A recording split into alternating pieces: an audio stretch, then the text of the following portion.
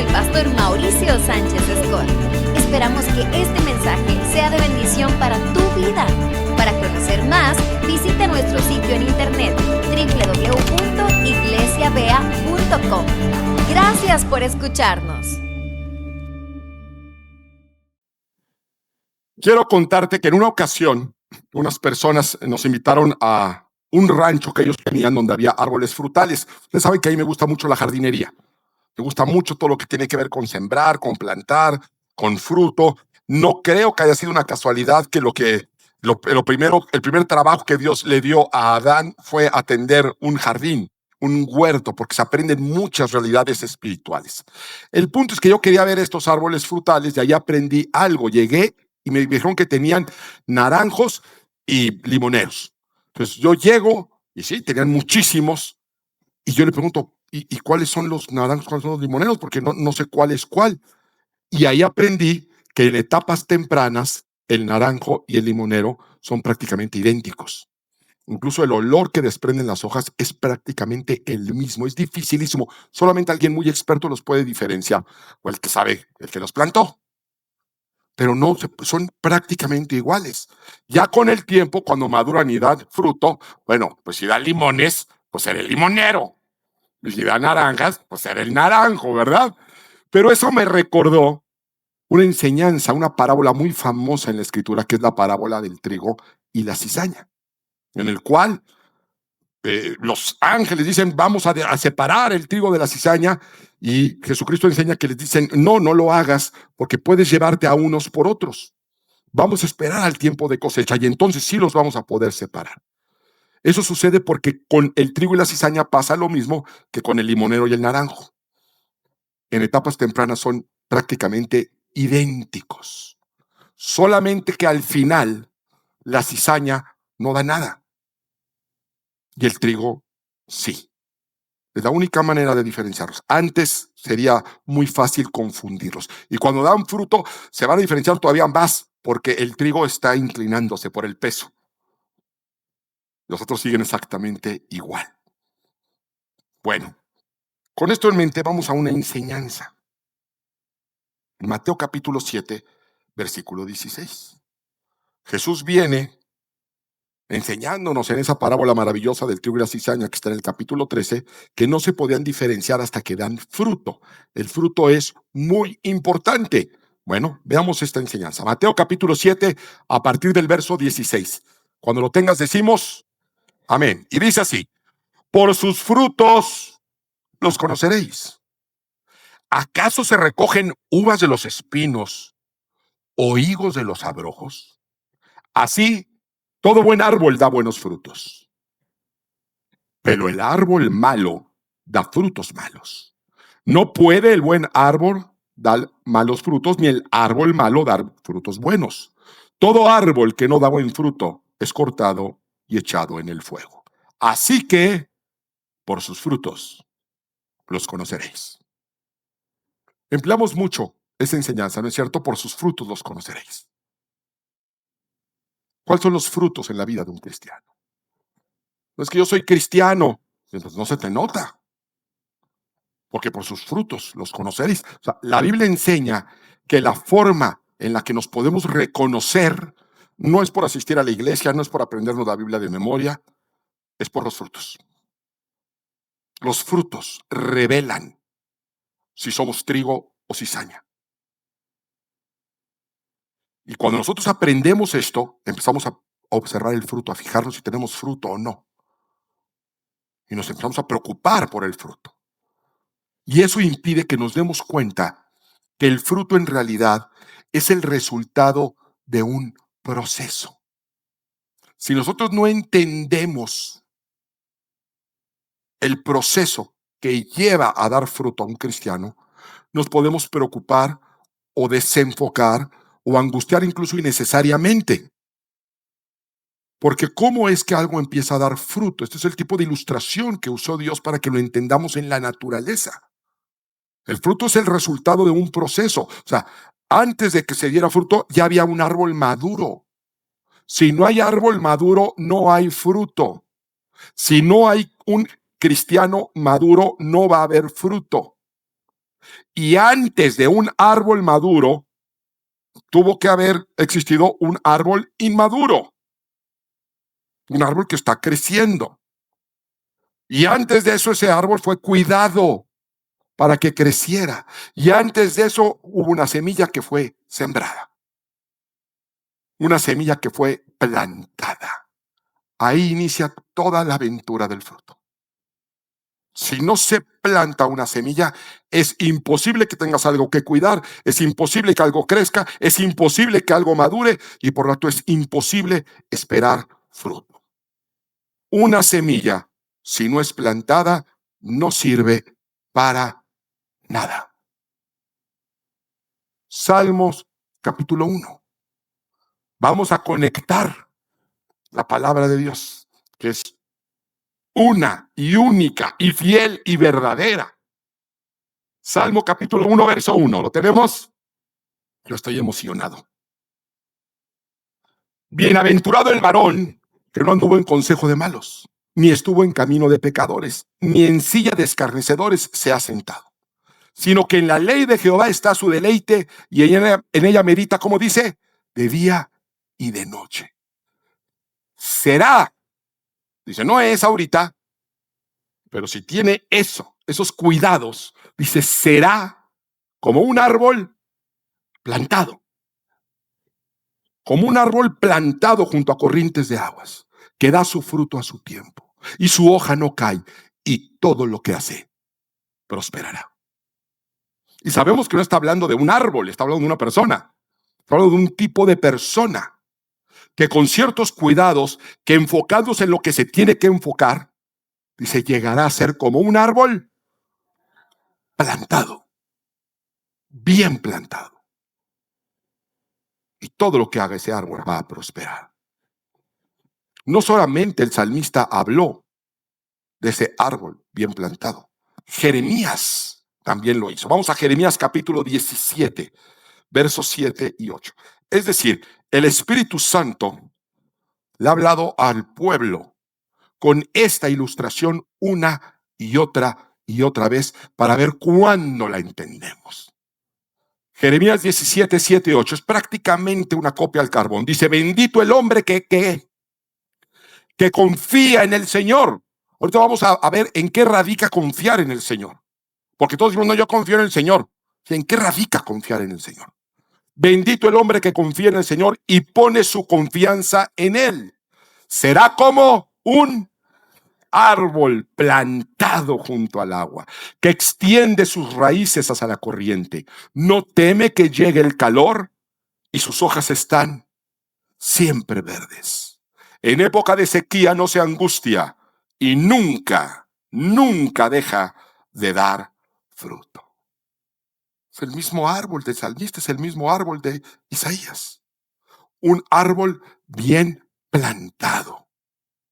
Dice que está siempre verde, que nunca deja de dar fruto. Observemos esto, en la naturaleza no existe un árbol así. No existe un árbol que esté siempre verde en todas las temporadas y que todo el tiempo esté dando fruto. Eso no existe. Los árboles dan fruto por temporada. Pero aquí sabemos que no está hablando de un árbol. No hay árboles así, pero sí hay cristianos así. Sí hay cristianos bien plantados, que no importa el fuego de la prueba, ellos no se angustian.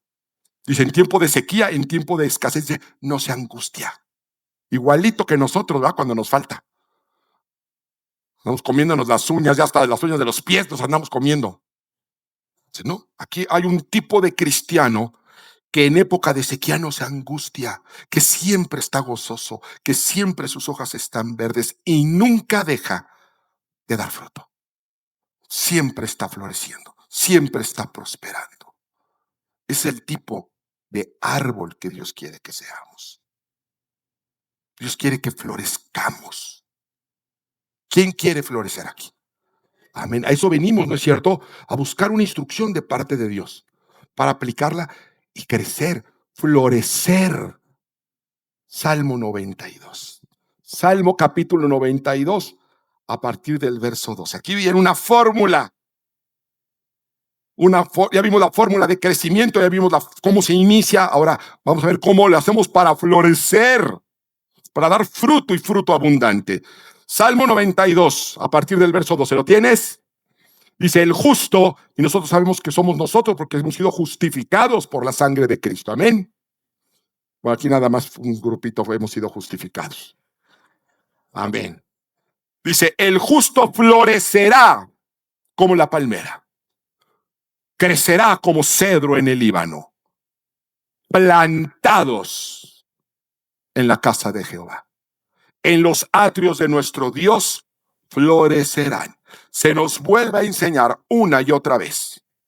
Se nos habla de estar plantados. Y aquí se nos dice que vamos a florecer. Y se nos dice cómo, plantados, y se nos dice en dónde. ¿En dónde? Díganlo con confianza. En la casa de Jehová. En los atrios de nuestro Dios florecerán. ¿Usted quiere florecer? Plántese en la casa de Dios. Es plantado en la casa de Dios donde uno florece. Salud. Es donde uno florece. Y por eso quiero que te preguntes hoy si realmente estás plantado en la casa de Dios. Lo que significa estar plantado. Porque déjame decirte que hay dos tipos de cristianos. Yo los identifico re bien. El cristiano que verdaderamente está plantado, y hay otro tipo de cristiano que yo le llamo el cristiano de maceta. Ese no está plantado, está en una maceta. ¿Sabe cuál es el cristiano de macetita? Pues yo tengo muchas macetas en casa. No, de ahí no van a pasar. La maceta impide su crecimiento. Yo ya les he contado esta historia antes, pero es una historia tan extraordinaria que se las voy a volver a contar. Si se aburre, se aguanta. Cuando mi hijo mayor entra al kinder, le piden una plantita. Oye, y que traiga una plantita el primer día de clases. Yo le pregunto a la maestra: ¿y por qué? Me dice: porque con la plantita les vamos a empezar a enseñar pues que tienen responsabilidades, que tienen que cuidarla y para que crezca. Me pareció muy pedagógico, muy bien, pero yo pensé, si mi hijo se distrae un día y no riega la plantita, pues una plantita muy delicada, y se le muere, se va a traumar. Así como yo me traumé cuando me llevaron al cine a ver que se muere la mamá de Bambi. Es un trauma que yo creo que todos tenemos. O Gepetto buscando a Pinocho en la tormenta y con la ballena. Yo dije: yo no quiero que mi hijo se me traume. Entonces, ¿qué plantita le daré? Y dije: ¿ya sé cuál? Un cactus. Un cactus que es casi inmortal. Y efectivamente, es una historia real, ¿eh? Y efectivamente le compré su cactus. Y ahí llegó mi hijo, su primera de clases, con su macetita, con apenas era una cabecita así el cactus. Terminó el ciclo escolar y efectivamente le devolvieron su macetita. Yo no sé si mi hijo realmente lo cuidó o no, pero estaba más crecidito el cactus. Y ahí quedó en casa, en verano, olvidado, hasta que vuelve al siguiente ciclo escolar y le vuelven a pedir su plantita. Y yo ya me la sabía. Entonces le di la misma. Ahí estaba en una cornisa peladito, ya llegó, ya con su cactus. Bueno, así se la aventó todo el Montessori, ¿eh? Cada año, con su cactus. Y cuando ya terminó el equivalente a su primaria, pues ya le entregaron finalmente su cactus, que ya estaba más crecidito. Cada año crecía un poquitito.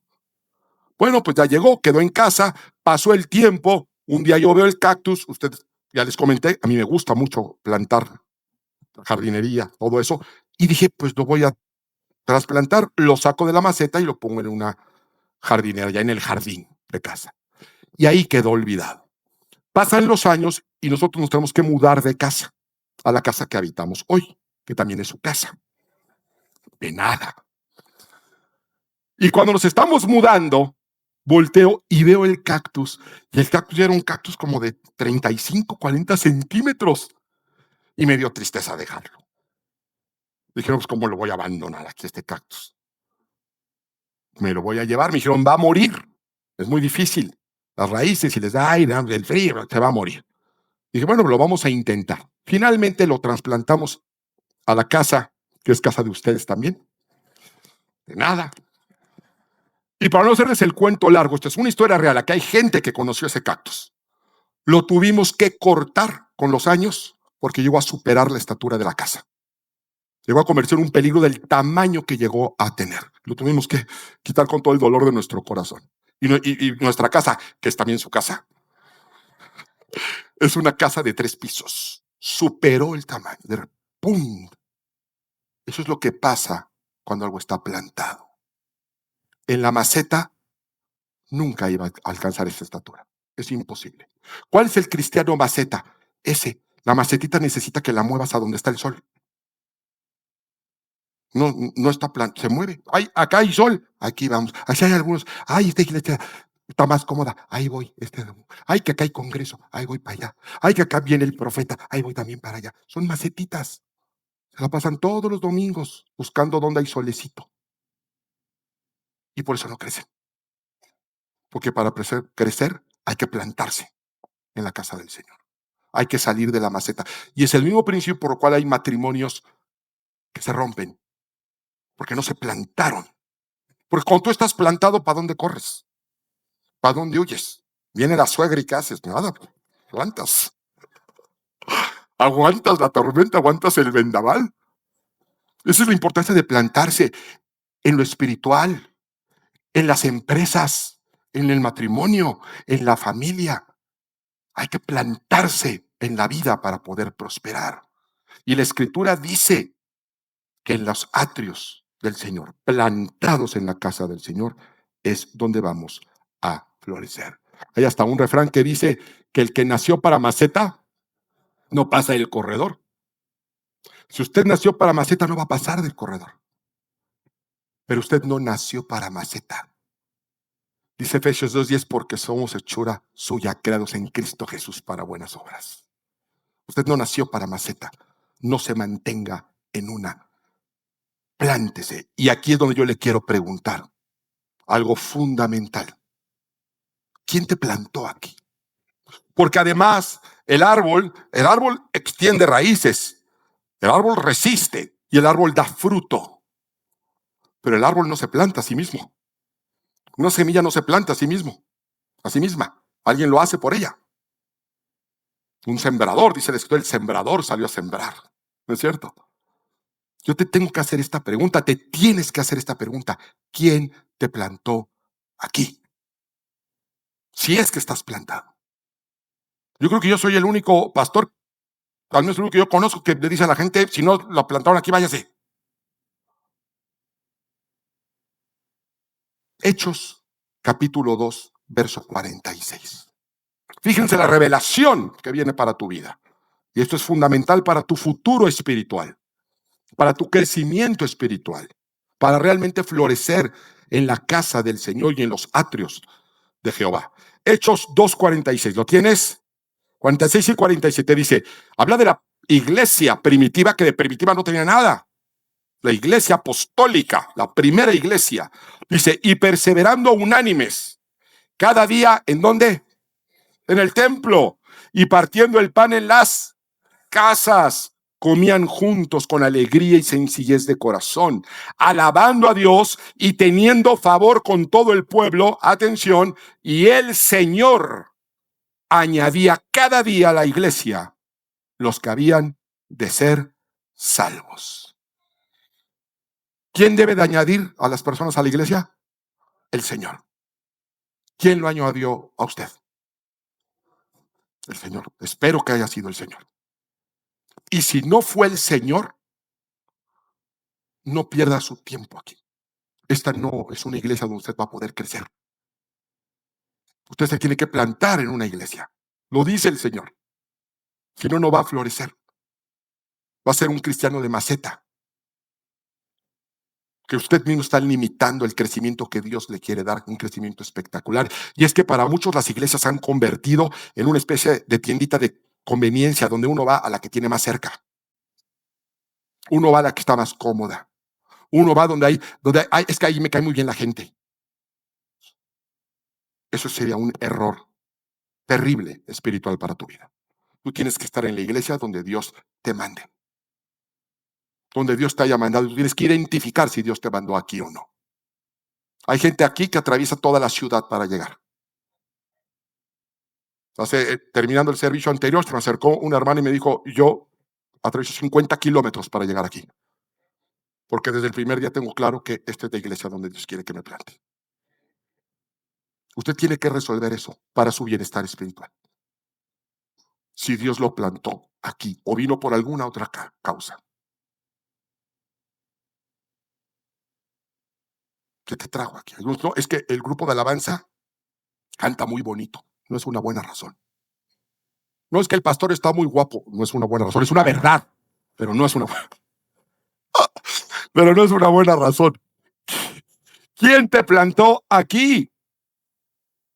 Y si Dios no te plantó, hazte el favor de tu vida y vete y busca una iglesia donde puedas plantarte y crecer. A mí no me interesa una iglesia llena. A mí me interesa una iglesia de personas llenas del fruto del Espíritu Santo. Porque es de eso de lo que le voy a dar cuentas al Señor. La verdadera fortaleza y florecimiento no dependen del clima, no dependen del suelo, no depende de las circunstancias, sino de estar arraigados en la presencia de Dios. En el tiempo y el lugar donde Dios planeó. El Salmo capítulo 1 no nos dice qué tipo de árbol, nos dice que es un árbol plantado, será como un árbol plantado junto a corrientes de aguas. Pero no nos dice qué tipo de árbol. Jeremías tampoco, también dice es como un árbol plantado. No, yo no sé qué árbol te imagines tú. Yo así bote pronto me imagino pues así como un roble, como un cedro, ¿no? Muy poderoso, muy frondoso. Pero realmente la Biblia sí nos dejó saber en el Salmo 92 a qué tipo de árbol se estaban refiriendo. Dice que se plante en la casa del Señor, florecerá como una palmera. Cuando usted se planta en donde Dios lo planta, se convierte en una palmera. No se va a convertir en un roble arrogante. Luego hay otros que andan ahí como sauces llorones. ¿Has visto un sauce llorón? ¿Sí? Hay los que andan así. No, Dios no quiere que crezca así. Quiere que crezca y que florezca como una palmera. Yo me pregunté, ¿pero por qué como una palmera? Cuando hay maderas preciosas, hay árboles que tienen maderas preciosas, ¿por qué una palmera?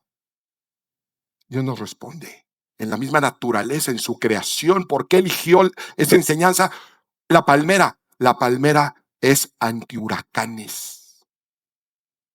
La palmera es el árbol más resistente, más resiliente en el planeta Tierra. Usted vaya a una zona de huracanes, aquí ahora que nos han golpeado últimamente los huracanes, que se llevan hoteles completos. Y ahí ves a las palmeras que sobrevivieron, ya todas despeinadas, pero sobrevivieron. Y ves las imágenes, entonces que se están llevando automóviles, todo desbordado, y la palmera se dobla, pero no se rompe. Un cristiano se dobla, pero no se rompe. Se vuelve a levantar. Dice la Escritura, 7 veces caerá el justo y otras tantas se volverá a levantar. A veces nos vemos así, no ya como palmeras, todos despeinados, ya todos maltrechos, pero de pie como una palmera y preparados para seguir creciendo. La palmera, y esto es sorprendente, es ignífuga. Dile a la persona de al lado, eres ignífuga. Pero usted dígale, eso lo serás tú.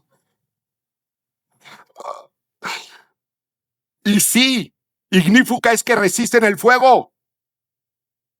Resisten el fuego, pero también vemos cuando hay esos desastres que todo se incendia, no todo cenizas, y ahí está la palmera. Y ella, también toda maltrecha, pero es ignífuga, resisten el fuego. Mientras los cedros se incendian, los robles se incendian y quedan hechos cenizas, la palmera permanece. Igual un cristiano pasará tribulaciones, pruebas, y mientras otras familias, mientras otras relaciones quedan en cenizas, las palmeras van a prevalecer. Van a prevalecer. Y hoy vemos palmeras en todas partes del mundo. Si den un aplauso al Señor.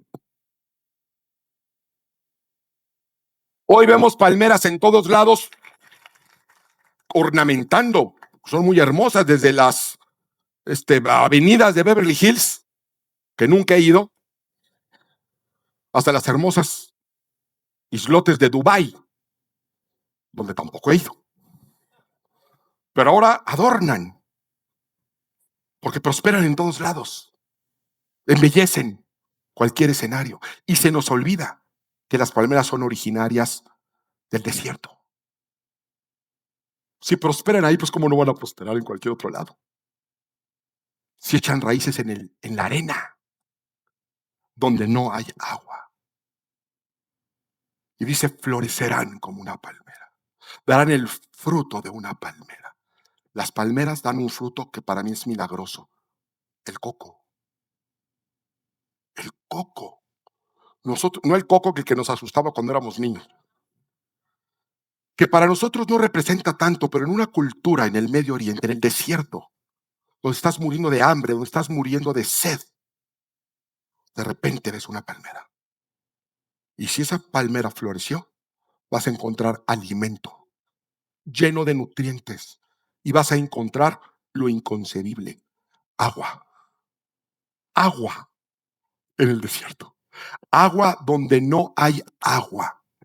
Y si esto no te parece suficientemente sorprendente, que lo es, algo todavía más sorprendente. ¿Se han dado cuenta que el agua del coco es fresca? Debería estar caliente, estar en lugares de 45, 50 grados. Ya encontrar agua es un milagro. No, la abre y está fresca. El fruto de la palmera es alimento. Es agua fresca. Jesucristo dijo que del que bebiéramos de la fuente que Él nos da, de nuestro interior, surgirían ríos de agua viva, como una palmera. Y el justo, aún en el desierto, sigue siendo de bendición. Aún en medio de la prueba, sigue dando fruto. El fruto del Espíritu: amor, gozo, paz, paciencia, benignidad, fe, mansedumbre, templanza. No hay nada que pueda resistir el fruto del Espíritu Santo. Por eso el justo florecerá como la palmera, igual que una palmera. Crecerá como un cedro en el Líbano, plantados en la casa de Jehová, en los atrios de Jehová, florecerán. Yo no sé en qué etapa de tu vida estés. Quizá estás hoy en sequía. Quizá estás hoy en una tormenta. Quizá estás bajo fuego. No te quedes en esa maceta donde no vas a sobrevivir. Plántese, afírmese y verá su vida crecer. Verá su familia fortalecerse. Yo puedo dar testimonio de la bendición de ver a mi generación plantada en una iglesia. Nosotros somos una familia de iglesia. Mis hijos crecieron en la iglesia y estaban plantados. Papá, estoy muy aburrido, aquí es un desierto, no hay nada que ver. Sí, ahí va a estar plantado. Papá, hay muchas pruebas, muchas tormentas, hemos enfrentado muchas, pero hemos estado plantados en la casa del Señor. Y aquí yo he visto a mi generación crecer y a mi generación florecer. Hay un fruto que se necesita tiempo para verlo, pero pasa el tiempo y de repente yo digo, bendito sea el Señor. Nunca es tarde para plantarse. Y usted va a ver cómo empieza a crecer en estatura, empieza a crecer en fruto, empieza a crecer en conocimiento, con el poder, con la gracia y con la belleza de una palmera. Que Dios nos bendiga. Gracias por acompañarnos en esta predicación inspiradora del pastor Mauricio Sánchez Scott. Esperamos que esta palabra haya tocado tu vida y te acerque más a una relación auténtica con Dios. Te invitamos a seguir compartiendo este camino espiritual con nosotros. No olvides suscribirte a este canal, activar la campanita para recibir notificaciones de nuevos mensajes y compartir este contenido para bendecir a más personas. Recuerda, Dios tiene planes perfectos para tu vida. Que el Señor te bendiga grandemente y hasta la próxima.